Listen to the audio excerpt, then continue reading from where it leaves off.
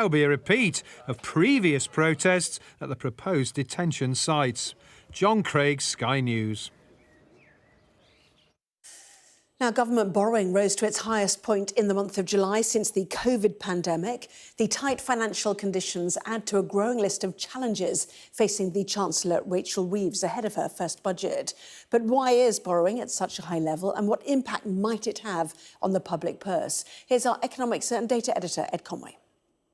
The Chancellor, Rachel Reeves, says she faces a dire inheritance with the public finances, with the economy. Is that really the case? Well, just recently we've got numbers through on the economy which suggest maybe it's not quite that bad. This is showing you economic growth, comparing industrialised economies, the US, Japan, Canada, France. This is for last year, critically. And look, the UK was one of the weakest in the G7 over there, 0.1%. Now look at the first 6 months of this year, OK? So the latest data, and wow, look at that. The UK up to the fastest in the first 6 months of this year, economy growing in the G7, faster even than the US and the rest. So a lot of people look at this and they say, well, it's not that dire, frankly, is it?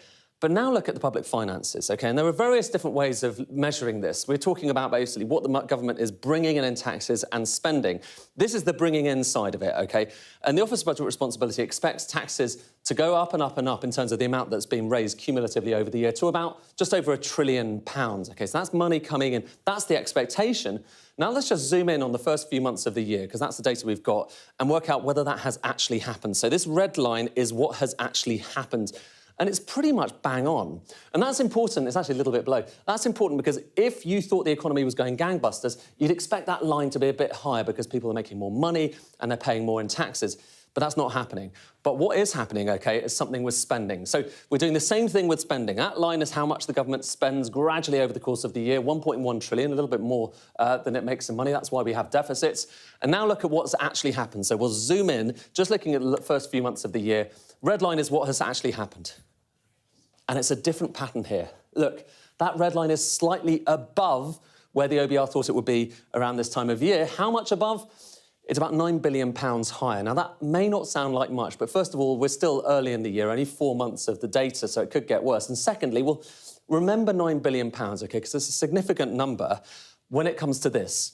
We're talking now about the government's fiscal rules. It's got a number of fiscal rules, and perhaps the most biting of them is that it needs to get the national debt, that's what this line is, the higher that is, the more we have in debt as a percentage of GDP. It needs to get that falling by the 5th year of the forecast horizon, so in 5 years' time. And right now, if I zoom in, you can see it's just about falling from 93.2% of GDP down to 92.9% of GDP. Not by much. And how much is that in cash terms? This bit here, I'll just have to zoom in so you can properly see. This bit here, it's £9 billion.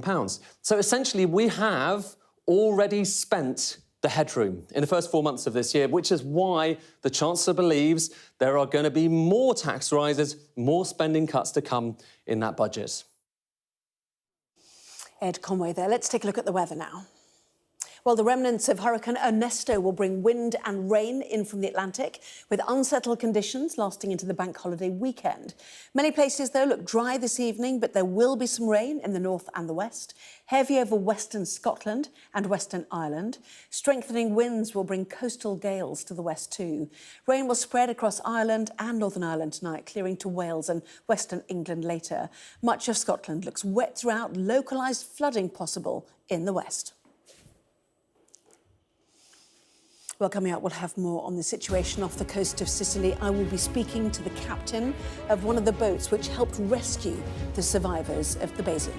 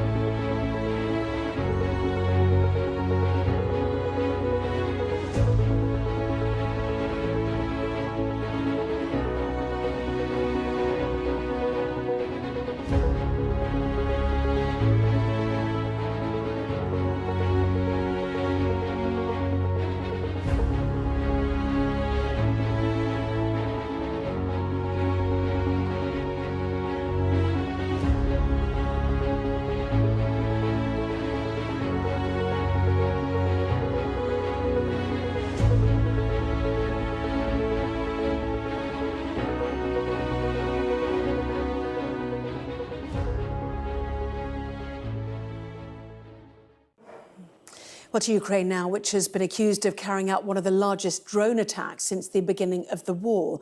Russia's defence ministry says the attack on Moscow overnight was unsuccessful and that no casualties have been reported.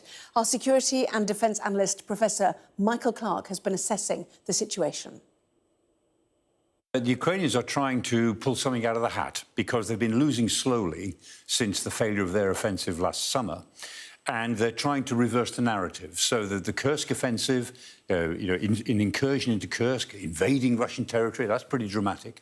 And they're trying to keep the pressure up all along the frontier. So there's an attack on the oil refinery in Rostov 4 days ago. It's still burning. Drone attack on Moscow tonight. There were 40-odd drones fired last night. According to the Russians, they say they brought down 45 drones in several different regions. So the Ukrainians are trying to keep them at 6s and 7s, keep the sense of anxiety high in the Kremlin that they don't quite know what the Ukrainians are going to do next. And I guess if we look at how Putin is potentially reacting to this, he's kind of gone into classic Putin, which is to say nothing and almost, in times of crisis, he almost disappears. Absolutely, he disappears. It's exactly what he did in the Prigozhin coup. You know, when the Wagner group looked as if they were trying to foment a coup against him, he couldn't find him for 48 hours.